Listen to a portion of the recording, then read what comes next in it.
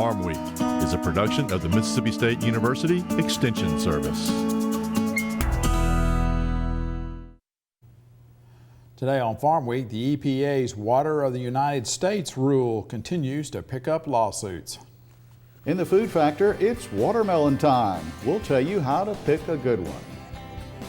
In southern gardening, you may call them periwinkles, but they're really Coravinca. They're also tough and beautiful. In the markets, a higher U.S. dollar index turns grain and oilseed prices lower this week, as retail demand for beef products may be starting to struggle. In the feature segment, agricultural drones. The sky is truly the limit for these in agriculture and land management. Do you know right now out west, people are putting thermal cameras on this, flying over their livestock and determining whether any of their livestock has an illness right now, has a fever? I mean, that's what's happening right now. I mean, and it exists. It's not super expensive either.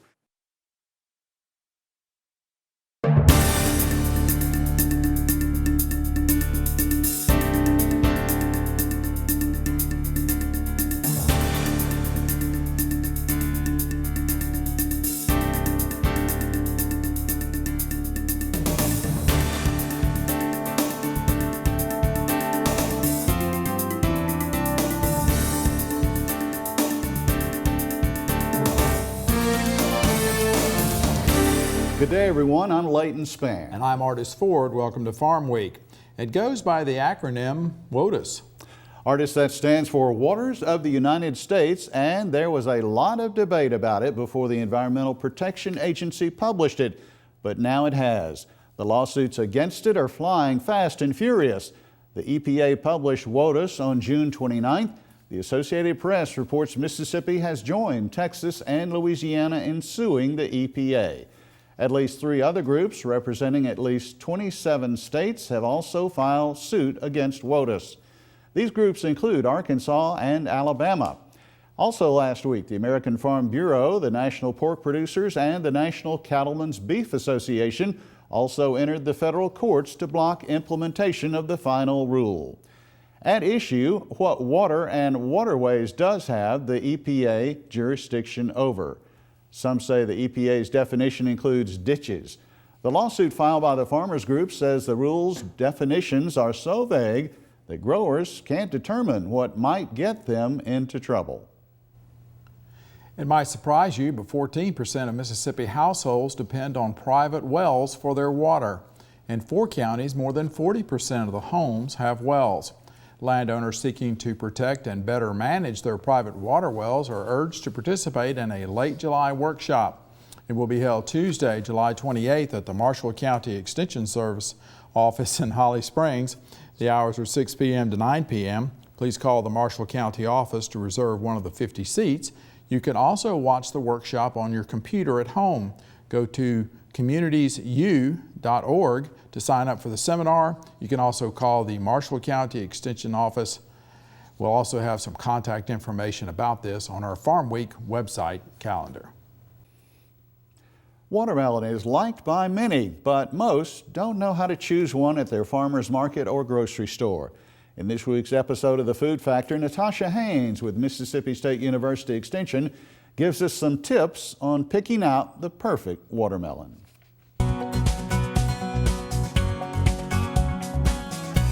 Nothing says summertime like a juicy, ripe watermelon. Now, put that one back. But it's important to pick the right one. Nah.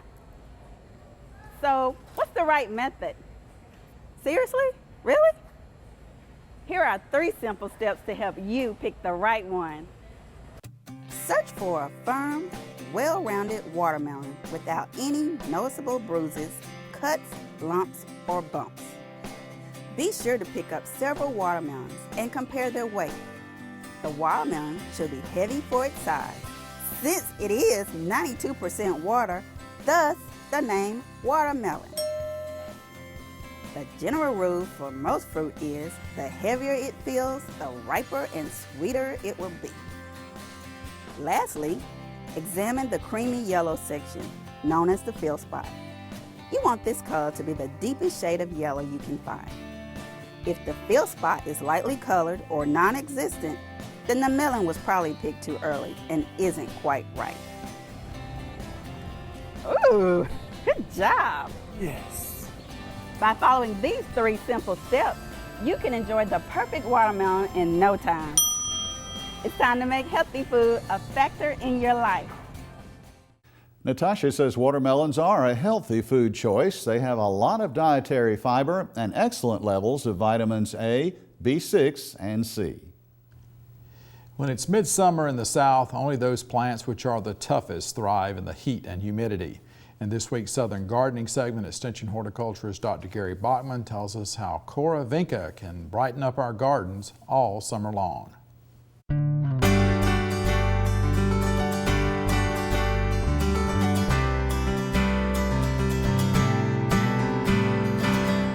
When our gardens and landscapes heat up for the hot summer season, you just can't beat the color of annual vinca. In my opinion, vinca is one of those perfect landscape plants. They produce loads of color and handle the high heat and dry conditions of our Mississippi summers. One group of vinca I always recommend are the Cora vinca. The dark green foliage has a leathery look and texture and makes the perfect background to really show off the heavy production of colorful flowers. They're available as upright growers, or my favorite's the Cascade with a trailing habit. Upright Cora will grow to about 14 inches tall with a wider spread and has colors including white, lavender, violet, strawberry, and red. Cora Cascade vinca produces plants with good branching that create a nice mounded mass 8 inches tall and up to 36 inches wide. The trailing growth habit is perfect for displaying the big and showy flowers that come in colors of cherry, lilac, peach blush, polka dot, and strawberry. I've gotten creative with the Cora Cascade peach blush in my landscape by planting in crocks repurposed as sconces on my fence. My neighbors just love my crock pots. Cora selections have the added advantage of greater disease resistance than other vinca selections. I'm horticulturist Gary Bachman, and I'll see you next time on Southern Gardening. Leighton, once again, Cora vinca is not an evergreen, and many of you will refer to it as a periwinkle. In our feature segment today, drones. There's a lot of controversy about them, but they will be used in agriculture just like many other industries. Time now for the markets with Leighton, and Friday, July 10th brought the monthly crop report from the USDA. But certainly no market mover like we had from the June 30th numbers that dropped U.S. corn and cotton acreage, but projected record soybean acreage. But now to our headlines for this week in the markets. The incentive for processors to crush soybeans remains strong. Farmgate hog prices may be stabilizing, while the signs of struggling demand for beef may be developing. We begin in soybeans, where demand does not appear to be an issue. Old crop bean demand, in fact, seems to be stronger than many analysts ever anticipated. Trader Virgil Robinson says the incentive for processors to crush soybeans shows no signs of weakening. So if the processor can in fact buy your old crop beans, he or she has the opportunity to immediately turn around and sell the co-product, the byproduct, and make a nice margin. And they'll continue to keep capacities running high as long as that's the economics warrant it. And then secondly, while we did see an old crop soybean sale canceled this week in the export sales report, up until this week they've been surprisingly strong. So a combination of good consumption and perhaps a smaller bean crop than what the USDA led us to believe here the last several months. Time to break for the trivia quiz on Farm Week. It's National Ice Cream Month, and that, of course, brings us to a good question.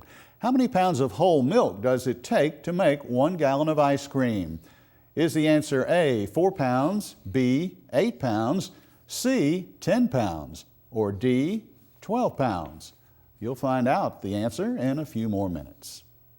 We're going to pause for a short break on Farm Week. Coming up, we'll look at the calendar and the rest of the markets. Leighton Spann says the cattle on feed report shows fewer placements as ranchers rebuild their herds, and Mississippi catfish farmers have reduced their pond acres. In the feature segment today, they buzz like angry bees, but agricultural drones are in your future.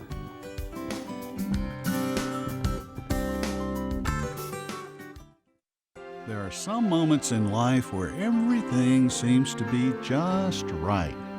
Time slows down, and memories are made that will last a lifetime. That is, unless you've got fire ants. Then those memories can quickly turn into nightmares. It's time to bite back, Mississippi. Learn how to make your yard a safe place to play again at msucares.com/biteback. Before we get back to the markets, let's look at the Farm Week calendar. The next Mississippi Row Crop Technology Showcase takes place Wednesday, July 15th. The location is the Memphis Black Belt Branch Experiment Station of Mississippi State University. It is located north of Brooksville on Highway 45. The hours are 9 a.m. to noon. Lunch is provided. The new Enlist, Extend, and Balance Bean herbicide technologies will be discussed, as well as crop tolerance to other herbicide programs.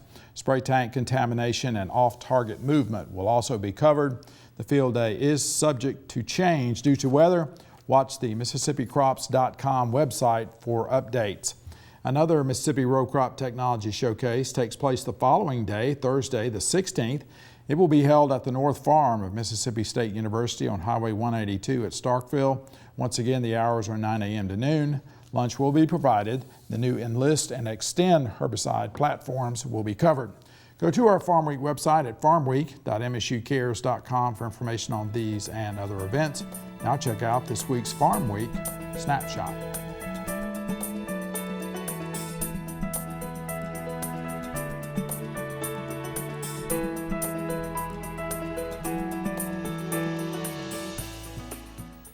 Pork export sales hit a marketing year high the last week of June, 39,000 tons. This according to the USDA. That is a jump of 90% from just the week before. But the bigger story in the hog sector these days is one of consolidation. Cargill is leaving the pork business. The buyer is JBS USA. Under the terms of a deal between these companies, JBS is taking over 2 processing plants and 5 feed mills. JBS, by the way, first got into the pork business in the United States 8 years ago when it purchased Swift & Company. JBS USA is also into chicken in this country. It is a majority shareholder in Pilgrim's Pride. Pilgrim's Pride is the second largest poultry firm in the United States. The quarterly Hogs and Pigs report from the government on June 26th. It's being described in some quarters as bearish to this market, but there may be signs a price slide is easing up for pork. DTN senior market analyst Aaron Newsom seems to think more stability may be just around the corner.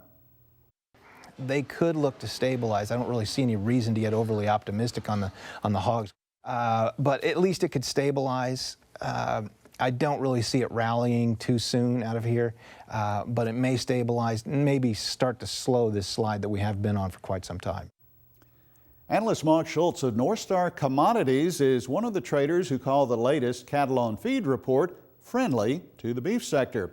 Extension Ag economist Brian Williams of Mississippi State has his own thoughts on what the numbers say. Well, Brian, let's begin by recapping the significant numbers from that report. Well, just to run through the numbers, our placements were down 8.3% from a year ago, and then our cattle marketed was down 10.2% from a year ago, and then when you add those numbers up, our total number of cattle on feed was up about 0.6% from a year ago. Well, would you say the overall impact from that report is major or minor as far as the markets are concerned? It's a fairly minor impact on this report in particular. There wasn't really any major surprises. Placements were a little bit higher than expected, but otherwise everything was really in line with what the expectations were. So kind of drilling down a little bit, does it appear fewer or more cattle are being kept out on pasture right now? We're seeing a lot more cattle being kept in the pasture. Another thing that showed up in this report is the weight of the cattle being placed is still fairly heavy, and then we're also, so those cattle are being kept on grass longer, and then we're also seeing a lot more heifer retention this year than in years past. And of course, we've heard a lot about heavy rains in many parts of the country in recent weeks. That, I guess, has made feedlots less desirable as far as where the cattle are. Yeah, the rain makes those feedlots real muddy, and that adds stress on the cattle, and they burn more energy trying to walk through the mud and stuff, and it decreases their efficiency, and they just don't gain weight as fast as they do if it were dry. So the future is going to be considered kind of friendly now, or I know we're a few days away from these numbers of this report coming out, but what kind of tone is that setting? Well, the markets initially they were doing fairly good, but the last few days we've seen the futures come down. But on the other hand, the cash prices have been holding strong. And feeder cattle, are we seeing pressure increasing on the feeders? Yeah, the big thing with feeder cattle is the time of year. First of all, we're coming into fall. It's just right around the corner, and that's when we see a lot of cattle flood the markets. And then we're also seeing corn prices come up a little bit with all this rain again. It's got some concerns about the planted acres, and so that's caused corn to come up, which has hit feeders on the bottom line. The number of water acres devoted to catfish production is down in Mississippi. Extension Professor Jimmy Avery says the drop from last year amounts to about 8%. The government is estimating there are 41,000 acres of fish ponds in the state of Mississippi as of 2015. Avery says it was a good hatchery season in the state, with the demand for fingerlings to stock ponds with actually exceeding supply. Feed prices for farm-raised catfish are also said to be down, which is good for processors and farmers, down about $120 per ton this year. Well, we go back to trivia to wrap things up for this week in the markets. The right answer is D. It takes 12 pounds of whole milk to make 1 gallon of ice cream. In our feature segment today, agricultural drones. Back in February, the Federal Aviation Administration released its preliminary rules for those wishing to operate drones. Among those, you have to be at least 17 years old, pass an aeronautics test, and be approved by the Transportation Security Administration. The rules are controversial, but some growers and companies aren't waiting for the government to clear the runway for a technology that some say is a game changer. Market to Market's Josh Bittner explains. To the untrained eye, the sight of a UAV, or unmanned aerial vehicle, soaring over the rural landscape might seem like an amateur activity.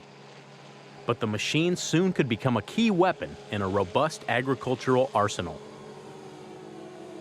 The nice part is that the two of these work really close together. So if you have any issues with anything, you're in constant contact with the ship. If early adopters are able to chart the course, someday drones could be as common on farms as tractors. And with cheap technology blossoming, some tech-savvy producers are already attempting to hack their fields. It's just another thing to give the grower control, and that's really what it's all about. That's what everybody wants. As technological innovations flood the market, the cost of their high-tech components, also found in drones, are driven down by economies of scale. And affordability could offer significant opportunities in the wild blue yonder.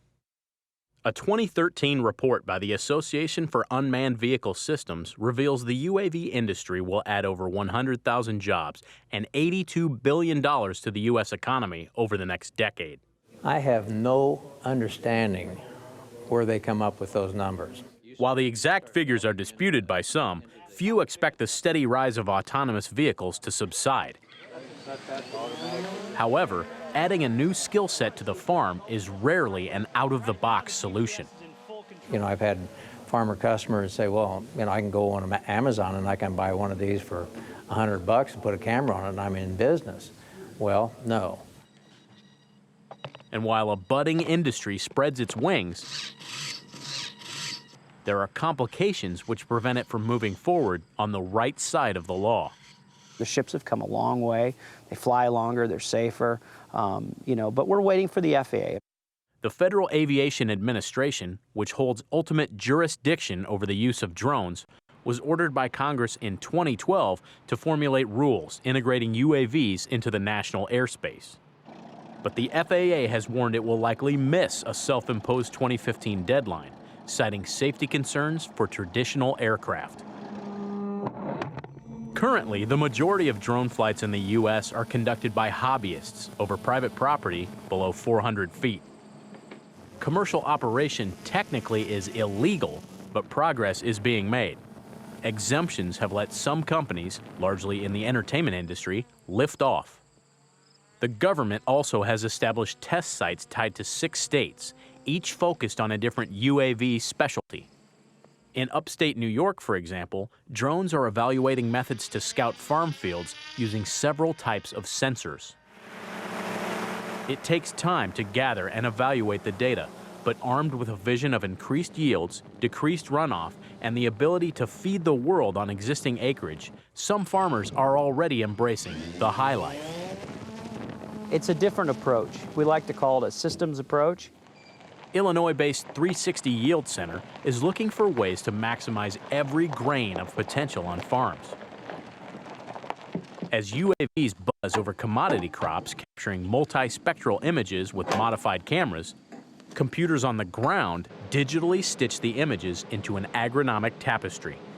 And the different infrared wavelengths offer crucial information about plant health. It's when you go to the NDVI enhanced photo that now you can really start to pick out the differences of what's going on there. Normalized Difference Vegetation Index, or NDVI imagery, allows producers to make timely, corrective, cost-saving prescriptions regarding nitrogen, pesticides, herbicides, and water application at any time of the growing season. Today is the best yielding corn that this farm has ever raised, ever. And I mean ever. And it's due to a lot of great management, and we've put in a sub-drip irrigation system that's taken this farm to places it's never been before. While drones of diverse pedigrees and varying capabilities wait to be cleared for takeoff, it is the culmination of several innovative applications that may elevate precision agriculture to new heights. During the growing season, strategies are developed through thermal readouts and on-the-spot soil analysis in hopes of record production. I would classify this as a very efficient system. By working both sides of the equation, with robots in the air and irrigation below ground, agronomists can funnel resources to where they are needed most. We're using drones and soil scans and different things to sense what's out there in the field. And then we come back and we utilize this tool. Because this is always underground, we can apply at any time. We don't have to throw it on before the crop because we're putting it in that root zone. I think it's important that everybody in the room understands I don't sell ships, never sold ships. You cannot hire me to fly. No one has ever done that. People have hired me to speak, okay, several people. But what I talk about is what you can do with this technology. So let's dive right into this. With a background in aviation and farming, Chad Colby is a tireless promoter of drone use in the realm of agriculture.